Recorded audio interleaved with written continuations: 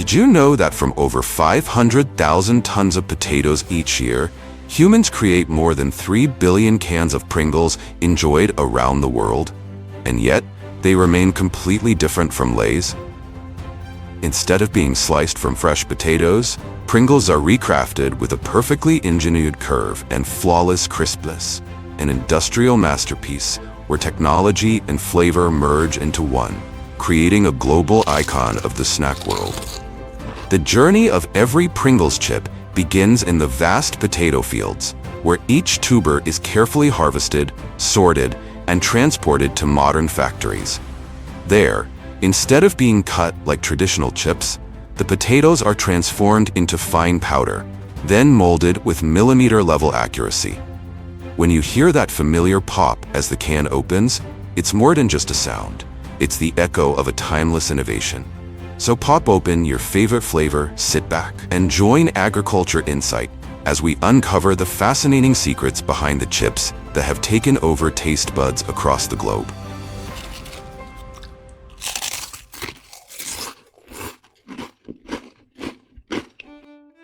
Pringles was born as a revolution, a bold attempt to end the long-standing frustrations of traditional potato chips, too oily, too fragile, and bags full of air. Behind this daring idea was Frederick Bauer, a food scientist and chemist at Procter & Gamble, who transformed potatoes and snacking itself into a symbol of engineering precision. With over $3 billion in annual revenue, Pringles has become one of the most powerful snack brands in the world. The United States alone accounts for more than $1 billion in sales, making it the brand's largest market. Today, the iconic cans, featuring the mustached gentleman, are found in over 150 countries, each tailored with flavors refined to match local tastes and cultures. The most remarkable feature lies in its hyperbolic, paraboloid shape, mathematically designed for the perfect curve, allowing each chip to fit snugly in its can, evenly distribute pressure, and maintain flawless crispness. Containing only 42% potato, the rest made for rice and wheat flour, every chip is molded with millimeter precision. In a world ruled by spontaneity, by Lay's and Doritos, Pringles chose the path of calculated precision. So if you could only choose one chip, would you pick spontaneity or perfection?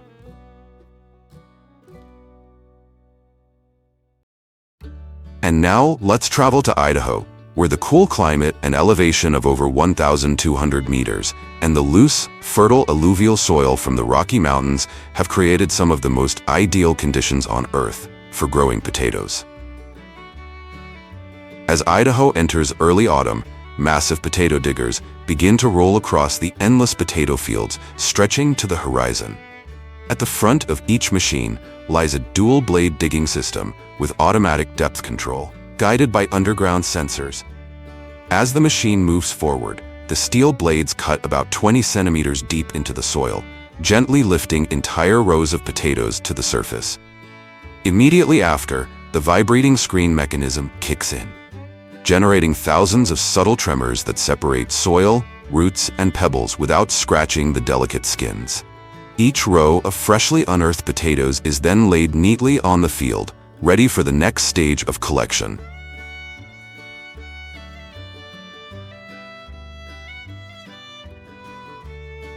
Behind them, specialized potato harvesters follow in formation. At the front, hydraulic lifting arms gently gather each row of potatoes, feeding them onto a vibrating conveyor that shakes off any remaining soil. Next, a 180-degree rotating belt transfers the clean potatoes into parallel transport trucks, each capable of carrying up to 25 tons. On average, a single harvester can process 500 to 600 tons of potatoes per day, equal to the work of more than 300 manual laborers. Inside the cabin, the operator oversees the entire process through a central touchscreen display, where data such as speed, vibration, soil moisture, and temperature are updated in real time. Each potato here is the result of months of meticulous care. Planted in April, watered by pure snowmelt from the Rocky Mountains, and bathed in long hours of sunlight unique to this high-altitude plateau, By the time autumn arrives, the tubers have accumulated nearly 20% dry starch content, giving them a firm texture, sweet and nutty flavor, and the remarkable ability to stay fresh for months after leaving the field.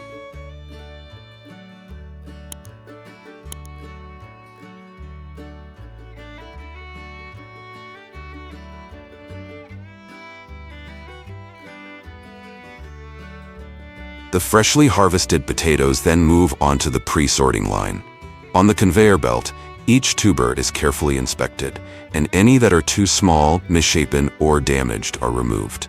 From here, the selected potatoes are transported into massive cold storage facilities.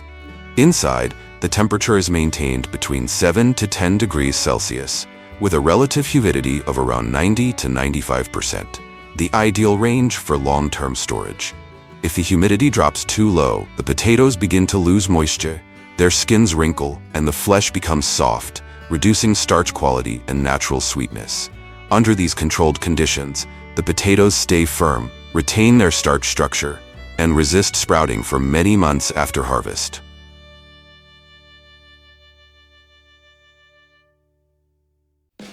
When truckloads of potatoes arrive at the factory, all the raw ingredients are unloaded into a recirculating whirlpool washing system.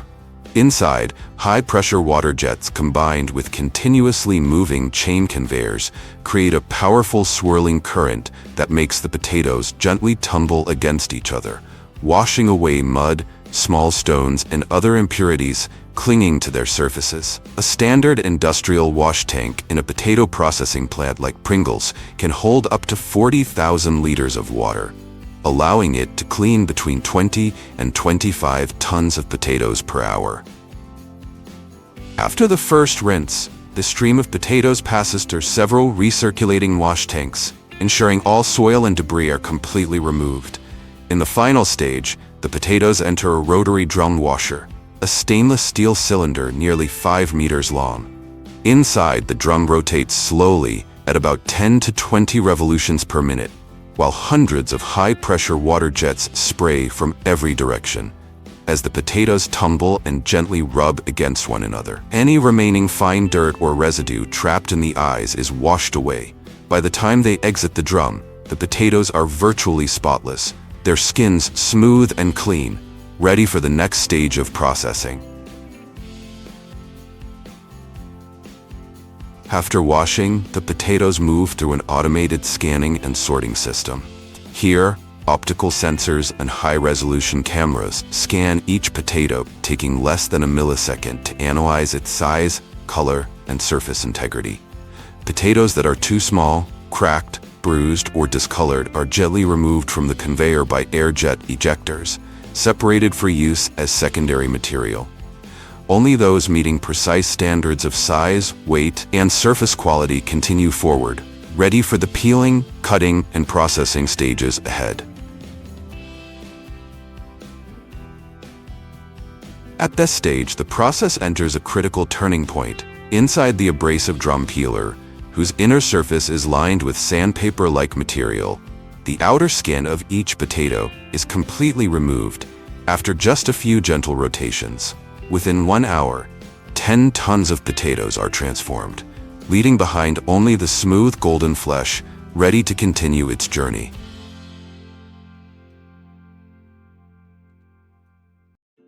The potatoes are briefly blanched in hot water, causing their flesh to soften for smoother slicing. Inside a high-speed cutting chamber spinning at 1,200 revolutions per minute, razor-sharp blades slice the potatoes into thin pieces, then chop them into small uniform cubes. From there, the pieces move along a vibrating conveyor where an automated optical scanner inspects every fragment, and with just a tiny flaw or dark spot detected, a precise jet of compressed air instantly removes it from the line. From the cutting conveyor, the qualified potato blocks are immediately fed into a pressurized steam chamber, where saturated steam begins to define their future crispiness. Under high temperature, the starch inside the potatoes fully gelatinizes, allowing the core to cook evenly, while the outer layer becomes smooth and elastic, perfectly prepared for shaping.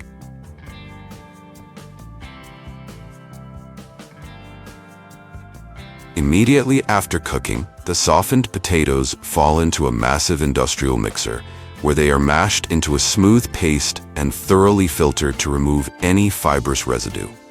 The fine mash is then spread over large rotating drying drums, where steam rapidly evaporates beneath the heated surface, transforming the mixture into thin, flexible sheets.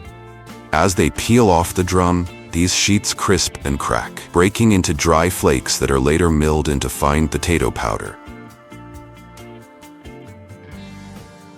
This is the defining moment that gives Pringles its unmistakable identity. Inside a huge industrial mixer, the dehydrated potato flakes are blended with water, cornstarch, rice flour, wheat starch, degermed corn flour, maltodextrin, emulsifiers, and a precisely measured amount of salt. The result is a pale yellow, semi-moist dough, soft, elastic, and with a texture similar to wet sand, unlike the dry, crumbly mash used for regular sliced potato chips. From here, the potato dough moves onto a continuous rolling conveyor, where a massive steel roller compresses the warm, smooth mixture into an ultra-thin sheet, just about 1 millimeter thick, soft, elastic, and perfectly uniform, like an endless carpet of starch. Under carefully controlled pressure and temperature, the starch molecules bond tightly together, forming a stable, cohesive structure, ready for shaping.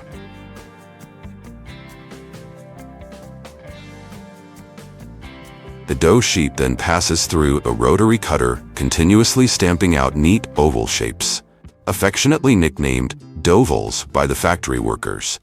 Any excess dough left between the cuts is immediately vacuumed back into the system to be recycled for the next batch.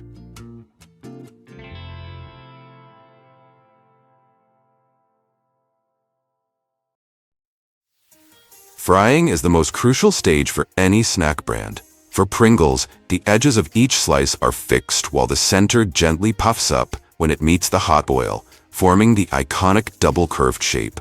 This design not only prevents the chips from breaking when stacked, but also creates the signature saddle curve that no other chip in the world can replicate.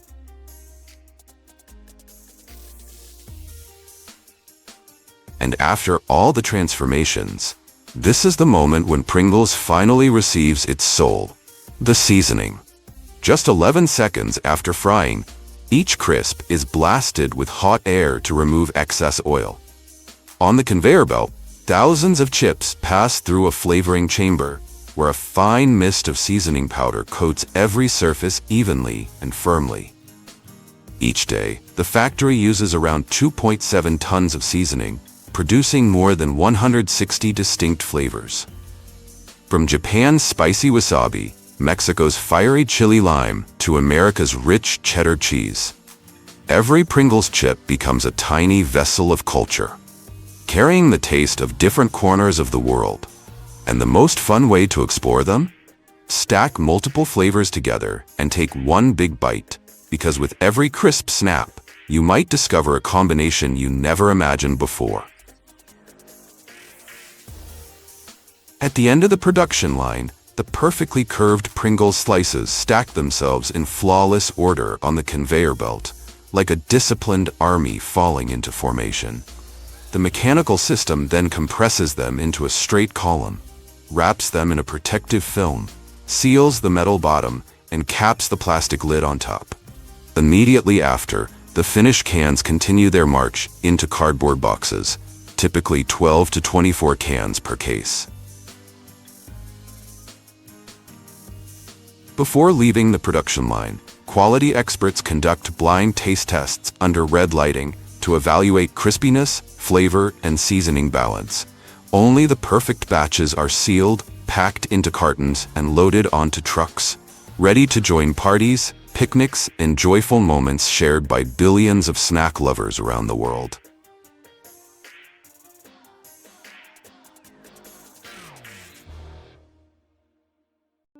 Few people know that ice cream was once a luxurious privilege reserved only for the elite. In ancient Rome, Emperor Nero sent his servants up the mountains to gather snow, mixing it with honey and fruit to create one of the very first frozen desserts. It wasn't until centuries later, with the advent of refrigeration technology, that this once royal indulgence slowly melted into everyday life, becoming a sweet symbol embraced by all classes. From a gift for nobles, ice cream has continually evolved into a colorful culinary universe, quirky, unique, and full of surprises. And if you ever find yourself in Turkey, don't miss dondurma, perhaps the sweetest trick of your life. Here, the vendor is not just a seller, but a street performer, teasing, spinning, pulling, and hiding the ice cream right before your eyes like a magician. Every cone of dondurma is a playful twist, cold, mischievous, and unforgettable. But behind the melting sweetness lies the resigned shake of a fitness trainer's head. A single scoop of ice cream, seemingly harmless, can contain up to 250 calories, the equivalent of an hour of intense weightlifting. That little joy, if left unchecked, can quietly wipe out an entire week of strict dieting.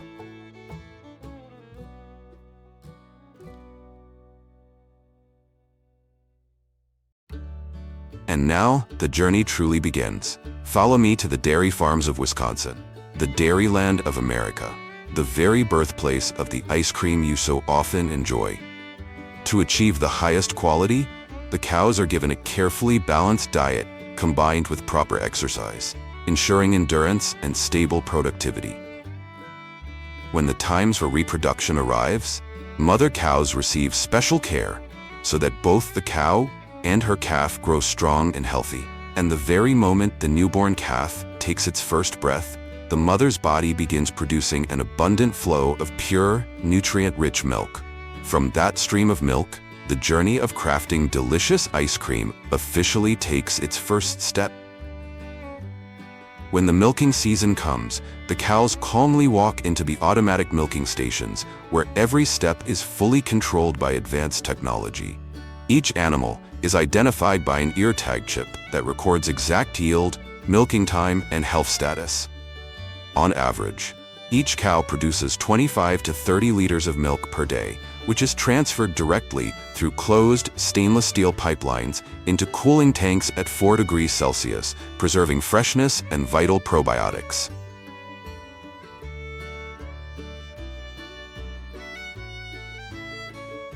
Just a few hours after being milked and chilled, giant tanker trucks, true mobile refrigerators, leave the farm, carrying fresh milk on its way to the ice cream factory. Inside, thick insulation and sealed tanks keep the milk in its purest state. Each truck can carry more than 20,000 liters of milk, enough to supply an entire production line.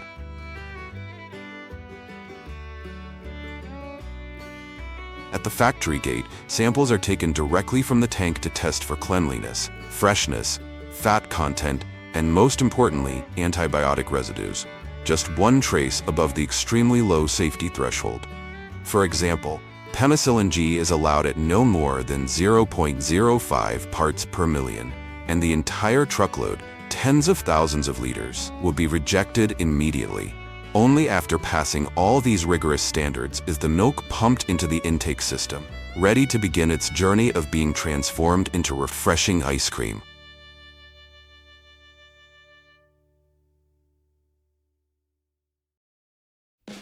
Only when the milk meets the standard of absolute purity is it moved to the mixing stage, where every ingredient of ice cream, from fresh milk, cream, sugar, and milk powder to stabilizers and emulsifiers, is measured with gram-level precision.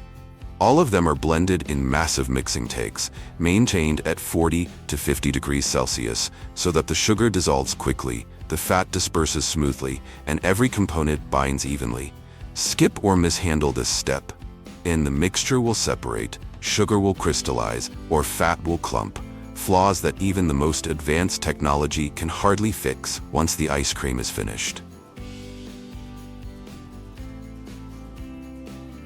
Right after mixing, the milk blend is pumped into high-speed centrifuges, spinning at up to 6,000 revolutions per minute. Within just a few minutes, the lighter cream rises to the top, while the heavier skim milk sinks to the bottom. This is the sophisticated fat filter that determines exactly how rich and creamy each batch of ice cream will be. Engineers then recombine these two parts at precise ratios, 12%, 14% fat, depending on the product line.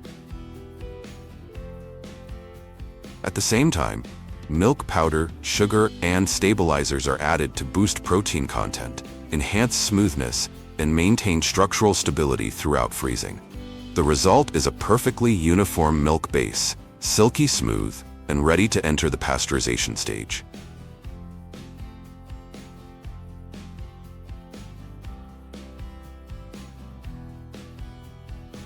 Right after the milk base is homogenized to a silky smooth texture, it immediately enters its safety shield, pasteurization.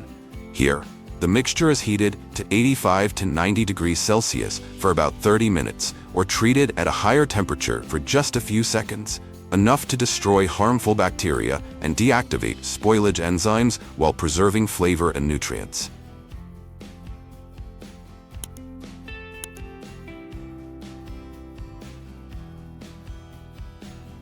In modern production, the mold is first filled with a thin layer of the mixture, and only then is the stick inserted into its precise position. Robotic arms carry out this step with millimeter accuracy, ensuring that as the ice cream solidifies, the stick becomes a flawless bridge between frozen delight and the human hand. Inside the ice cream factory, often likened to a wonderland for millions of children, the molding process is the very moment when sweet liquid milk takes on the form of cool, frozen delights. On gleaming steel conveyors, hundreds of metal molds stand neatly aligned, each engineered with millimeter precision to create irresistible shapes, from the classic slender bar to the elegant rounded design. Automated nozzles work in perfect synchrony, pumping the ice cream mixture into each mold with precise speed and pressure, ensuring every bar is smooth in texture and free of air bubbles. Advanced technology instantly lowers the mold temperature to deep negatives as the mixture is poured, allowing the ice cream to take shape almost instantly. A single production line can fill up to 20,000 molds per hour, a number impressive enough to astonish anyone.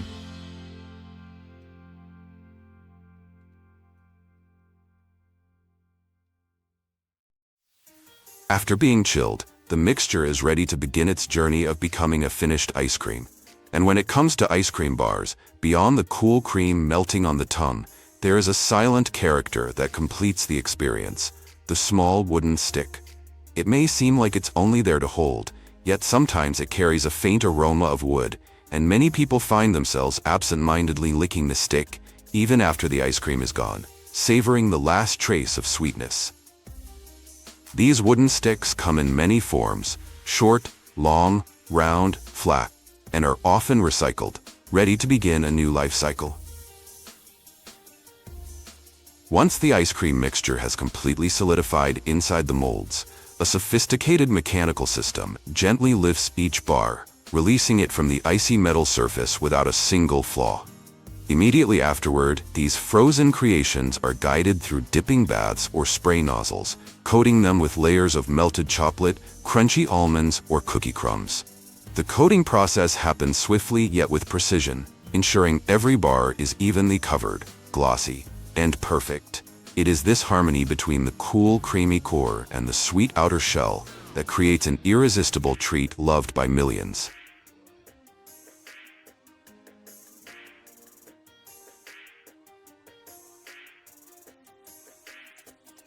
For modern ice creams that aren't on a stick, the journey doesn't begin with cold wooden molds, but with cups, tubs, or pastry molds moving along the conveyor.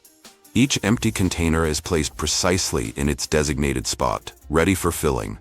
Multi-nozzle pumps then work in perfect rhythm, pouring smooth layers of ice cream into each cup. Sometimes a single flavor, sometimes 2 or 3 swirled together, as visually striking as a piece of art. Immediately afterward, toppings like strawberry sauce, cookie crumbs, or melted chocolate are added before the lids are sealed automatically.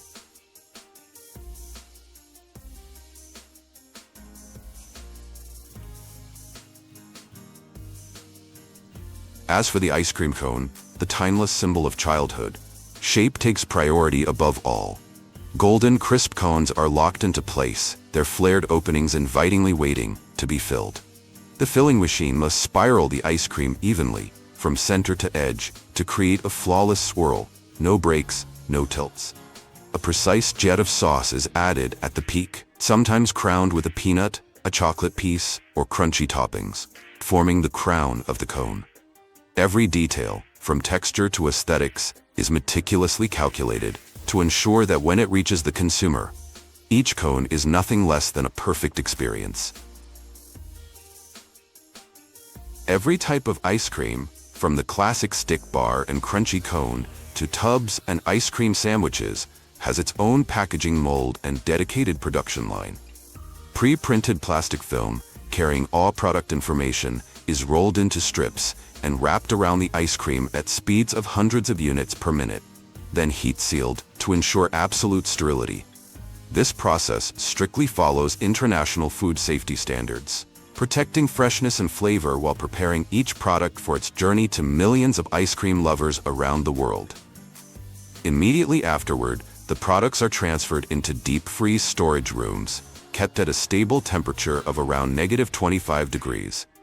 In this environment, the ice cream maintains its structure, flavor, and shelf life until it leaves the factory, continuing its journey to supermarkets, stores, and ultimately into the hands of eager consumers.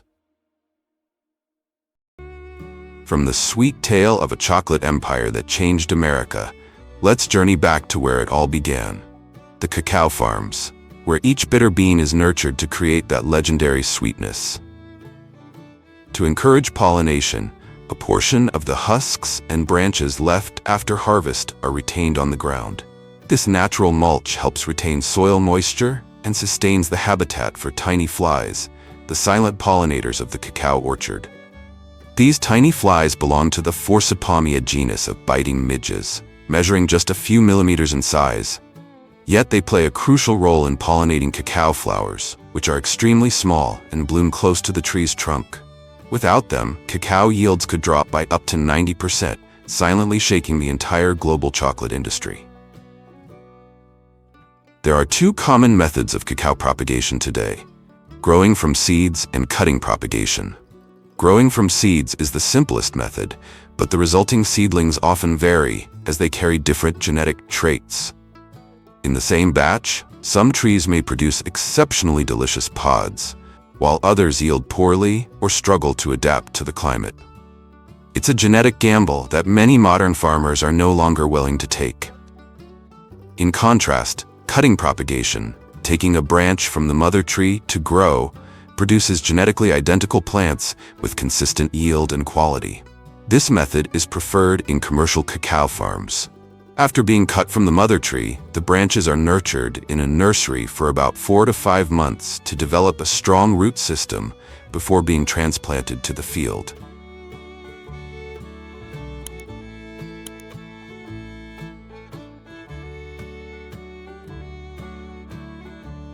Pruning is carried out annually, but the technique varies depending on the season and the tree's health. If the summer is too harsh, pruning is delayed until the weather cools and the rains arrive, as cacao trees are highly vulnerable to damage during extreme conditions. A cacao tree can bear fruit for 25 to 30 years, and even when it ages, farmers don't need to cut it down. By grafting a healthy young branch onto the old trunk, the tree is essentially rejuvenated, continuing to produce pods from its original root system.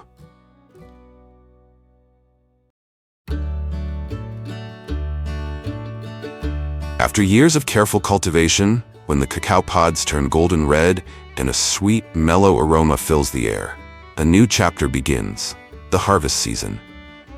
In countries like Côte d'Ivoire, Ghana, and Ecuador, where the hot, humid climate and fertile soil create ideal conditions, cacao has become an essential part of life for millions of farmers. This unique tree produces pods that grow directly from the trunk, year-round without a clearly defined season.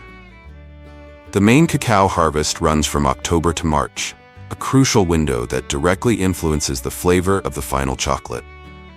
Despite being the key ingredient behind world-famous chocolate bars, cacao is still harvested entirely by hand. Farmers use machetes or curved knives mounted on long poles to reach and cut pods from the higher branches. Each cut must be swift and precise. A wrong move can damage the stem, preventing the tree from fruiting in the next season. Did you know that only about 5% of cacao flowers successfully develop into pods? And to harvest just 1 ton of usable cacao, farmers must collect nearly 20,000 pods. In other words, every small chocolate bar carries the weight of an entire tropical harvest, built on sweat, sun, and meticulous labor. After harvesting, each cacao pod is split open using a sharp machete or a sturdy wooden stick. Inside the rough, ridged shell are plump, glossy cacao beans, wrapped in a layer of sticky white pulp that tastes mildly sweet and slightly tangy, with an aroma reminiscent of tropical fruits like mango, pineapple, and passion fruit. Beyond its unique flavor, this pulp is rich in natural sugars, vitamin C, potassium, and antioxidant polyphenols, helping to boost the immune system and aid digestion. In some cacao-growing regions, the pulp is even used to make fermented beverages or processed into natural syrups. Right after being extracted from the pods, cacao beans are quickly collected into bamboo baskets, wooden trays, or banana leaves to begin a pivotal stage, fermentation. This is the bean's transformation phase, from a bland, odorless raw material into the flavorful foundation of rich, enchanting chocolate. Over 5 to 7 days, microorganisms in the white pulp raise the temperature of the bean mass to around 50 degrees Celsius, triggering a cascade of chemical changes that develop its complex flavor. Each day, the beans must be turned to allow them to breathe and to prevent mold, because even a single oversight can turn a batch from fragrant cacao to something sour and spoiled, like fermented pickles gone wrong. Once the beans have been properly sun-dried, they are packed into thick jute bags, durable and breathable sacks that help preserve bean quality throughout long-distance transport. Each bag weighs approximately 60 to 65 kilograms and is carefully weighed for consistency. Before leaving the farm, each bag is tagged with traceability labels, batch numbers, and farm information.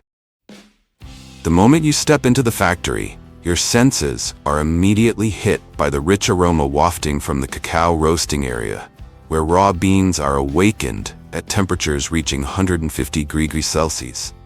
This critical first step unlocks the beans' signature aroma and removes their natural bitterness. The factory's advanced system can roast up to 5 tons of cacao per hour, ensuring a continuous flow of material for the next stage. After roasting, the beans are cracked open, their shells separated from the nibs, and passed through a multi-layered sifting and air suction system to isolate the nibs, the concentrated essence of cacao that defines the flavor of real chocolate. Next, the cacao is finely ground using a traditional 3-roll mill, then further refined in a ball mill, where thousands of steel balls collide continuously to create a smooth, velvety mixture.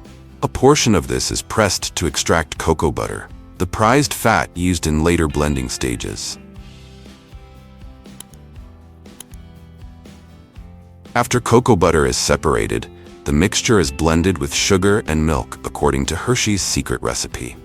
It's then passed through a series of rollers, where the sugar particles are finely crushed and coated in cocoa butter, forming a rich, dense paste, the foundation of Hershey's unmistakable flavor. Inside the conch machine, the mixture is heated and stirred continuously, triggering the Maillard reaction that gives chocolate its golden brown color and signature aroma. After that, the tempering process carefully cools and reheats the mixture in a controlled cycle, allowing the cocoa butter to crystallize perfectly, resulting in chocolate that's glossy, crisp, and resistant to whitening during storage. After tempering gives the chocolate its ideal smoothness, shine, and structural stability, the mixture moves straight into the molding stage, and that's where the magic moment called kisses begins at the Hershey factory.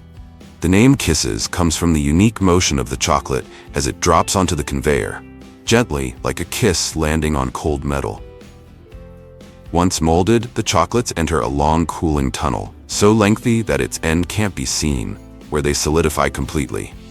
At this stage, a modern laser system scans each Kisses chocolate, ensuring they meet strict quality standards.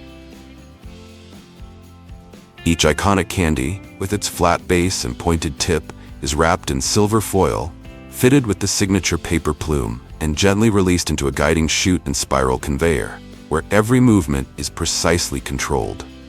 At the sorting station, a vibrating belt leads the candies to a smart weighing system, where containers are automatically adjusted to ensure exact weight. Once verified, the chocolates are sealed, packaged, and transferred to the boxing line. Robotic arms assist by gently shaking the packages, arranging them in boxes following pre-programmed patterns, then loading them onto pallets, ready to deliver millions of sweet little kisses to chocolate lovers around the world. Right next door, the Hershey chocolate bar production line runs at full capacity. The process begins as molds are heated to the ideal temperature, preparing them to receive streams of liquid chocolate with absolute precision. Immediately after, the molds are transferred into a large-scale cooling system where tightly controlled temperatures allow the chocolate to solidify quickly while remaining silky smooth. Once fully chilled, a gentle mechanical tap bends the molds, much like twisting an ice tray, allowing the bars to release cleanly without any cracks or breakage. The molds are then flipped, and each perfectly formed bar drops softly onto the conveyor belt, ready for inspection and packaging. At the final stage, Hershey's signature wrapping film is fed into high-speed machines that wrap and seal the bars at a rapid pace. The conveyor then rotates and positions each bar precisely, so a robotic arm can lift and neatly stack them into trays for boxing. Once complete, the boxes of Hershey bars line up one after another on the main conveyor, ready to leave the factory and begin their journey to shelves around the world. Few would guess that a mishap in a popcorn factory in 1940 would mark the beginning of the Cheetos empire. During a test run of an extrusion machine, engineers accidentally created strange, puffed corn sticks, light, airy, and incredibly crunchy. But the biggest twist came from Richard Montañez, a Mexican janitor who boldly sprinkled chili powder on the snacks, giving birth to Flamin' Hot Cheetos. That daring idea didn't just skyrocket sales, it propelled him from the guardroom to the executive ranks of Frito-Lay. Mention Cheetos, and you can't ignore Chester Cheetah, the ultra-cool sunglasses-wearing cheetah draped in blazing orange cheese. Few know that when Chester debuted in the 1980s, he was initially rejected for being too rebellious and not child-friendly. But it was precisely that wild, rule-breaking persona that helped Cheetos break through, just like a cheetah smashing limits in seconds. Cheetos aren't just cheesy, crunchy snacks. They might even save your life in the wild. Thanks to their airy texture and high oil content, they ignite like dry kindling, making them perfect for starting fires and keeping warm in emergency survival situations. To fully understand the intricate journey behind every crispy Cheetos stick, we must begin at the very source, the special corn seeds planted into the soil, ready for a high-tech transformation powered by sun and soil. Across the vast fields of the American Midwest, a region blessed with dry, sunny weather ideal for starch-rich crops, giant John Deere tractors lead a fleet of precision farming machines. Modern multi-row planters move across the land, simultaneously opening furrows, dropping seeds, applying fertilizer, and covering the soil, all in a single pass. The seeds they sow are a specific type of hard yellow corn, a hybrid variety developed exclusively for Cheetos. These kernels are high in starch, low in moisture, and extremely dense, properties that ensure they puff up perfectly and deliver that signature crunch during extrusion. With annual demand reaching over 100,000 tons, every step from planting to harvest is strictly monitored to guarantee uniform quality and non-GMO compliance. From the moment the seed meets the soil to the crispy snack in your hand, it all starts here. Straight rows of corn, planted with surgical precision, now begin their life cycle, fueled by a critical element, Water. On fields reserved exclusively for Cheetos-grade corn, massive center pivot irrigation systems, stretching hundreds of meters long, rotate like giant compasses, distributing water evenly from nearby channels. Pumping up to 2,000 liters per minute, each droplet is regulated by soil moisture sensors to maintain optimal hydration. Because just a little too much or too little water each day could affect the kernel's density and structure, key factors that determine the perfect puff and crunch of every future Cheetos stick.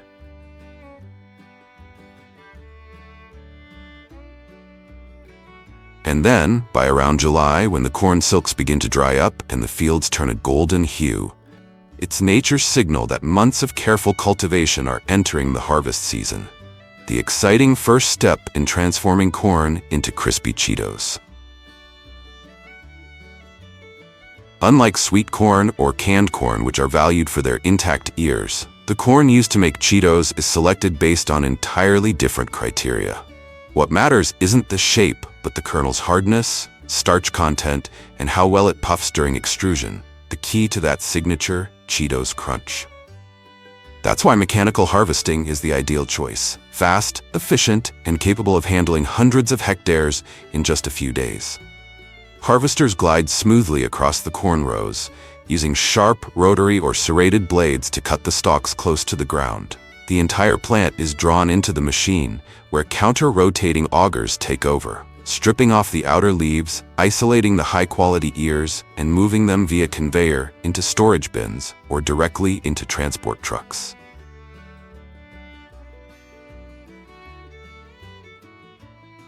Meanwhile, the leftover stalks, husks, and leaves are blown out the back by high-powered fans, falling back onto the field as natural mulch or raw material for composting.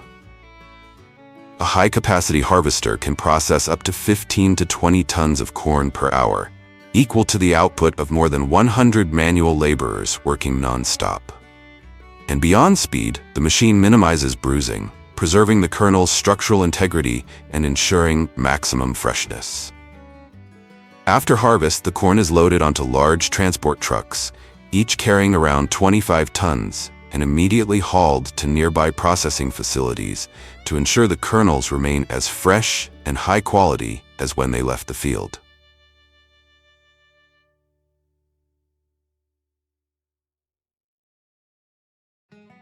Before we step into the processing plant, let's pass through the farms, where a semi-manual harvesting method is still in use. Workers walk along the corn rows, skillfully snapping each ear by hand and placing them onto a conveyor belt attached to a trailing tractor. By selecting directly in the field, only ears at the ideal ripeness are picked, ensuring more uniform kernels, a key factor for perfect puffing and crunch in the final product. It's a blend of sharp human judgment and mechanical power, delivering both quality and efficiency. If full mechanical harvesting is like an electric razor clearing a face in seconds, then the semi-manual method is more like a meticulous barber, shaping every detail to perfection. Both methods serve the making of Cheetos, but depending on the farming conditions, corn variety, and technical requirements, each farm chooses the harvesting style that suits them best.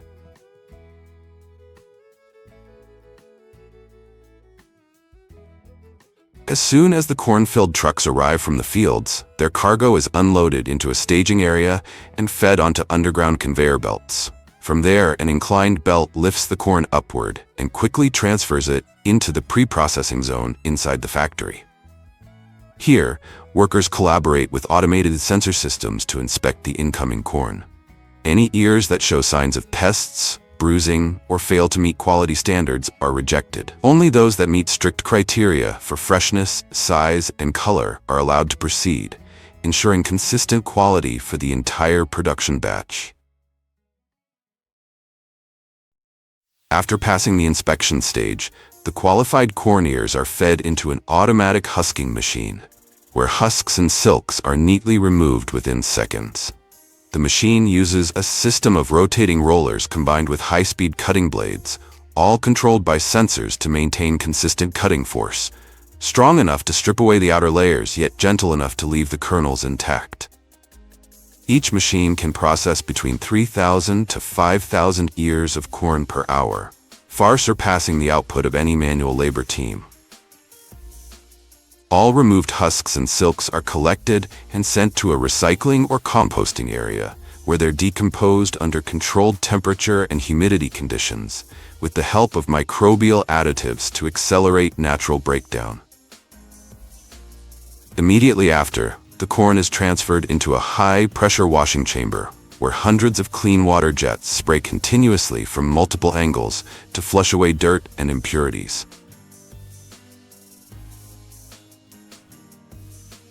In the Cheetos production process, once husked and trimmed, the qualified corn ears are fed into a specialized kernel removal machine. This equipment uses a system of rotating blades and compression rollers to separate the kernels from the cob quickly and precisely. Unlike canned corn, where the kernel's shape must remain intact, corn for Cheetos is selected for its uniformity, hardness, and high starch content, crucial qualities for the grinding and extrusion stages that follow.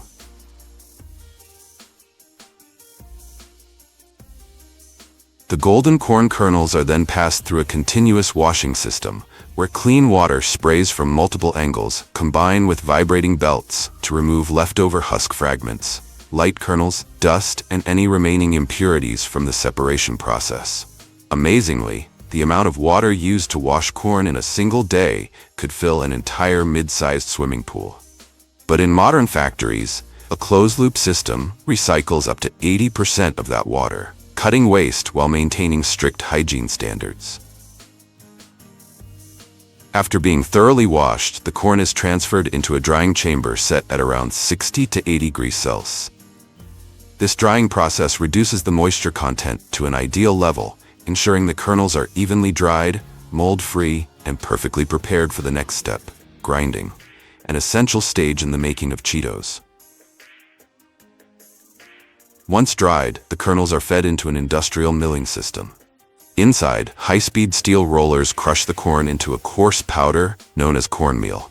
For Cheetos, the cornmeal must reach just the right consistency, fine enough to ensure ideal expansion during extrusion, creating that signature light and airy crunch that sets Cheetos apart from everything else.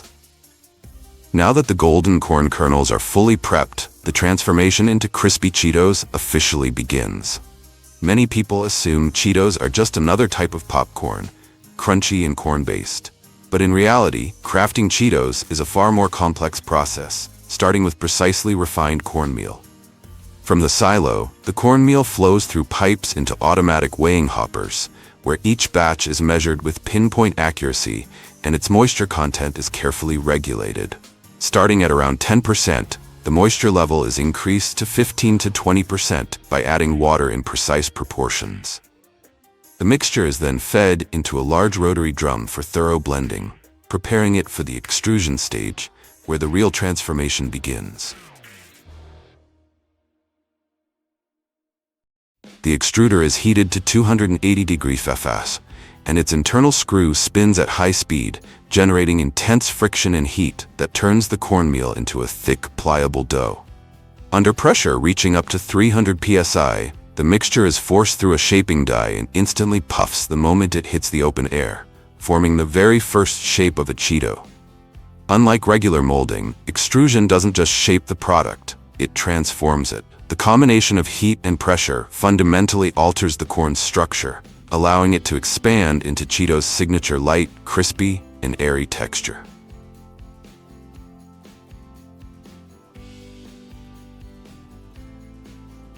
To achieve that iconic crispy texture, the puffed corn pieces are sent into a massive oven towering up to 12 feet high. Operating at around 350 degrees Fahrenheit, the oven bakes the product for about 4 minutes. Inside, the snacks rotate through multiple stacked tiers, like a spiral staircase, ensuring every surface is evenly dried and perfectly crisped. After baking, the puffed corn pieces enter a rotating flavor drum.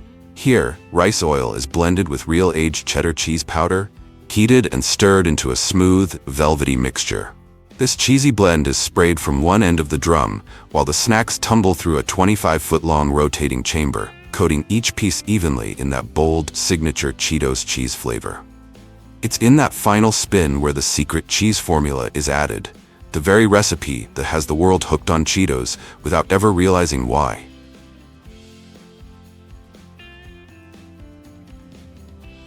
After completion, the Cheetos are sent through an automated packaging system, where they're weighed, sorted, and sealed into individual bags. With modern technology, each factory can produce thousands of pounds of Cheetos per hour, amounting to thousands of tons of crispy snacks each year. From the classic original to the legendary Flamin' Hot, over 50 different flavors are packaged and rotated depending on the region. Each bag doesn't just hold a snack. It carries its own cheesy cultural identity from one country to another.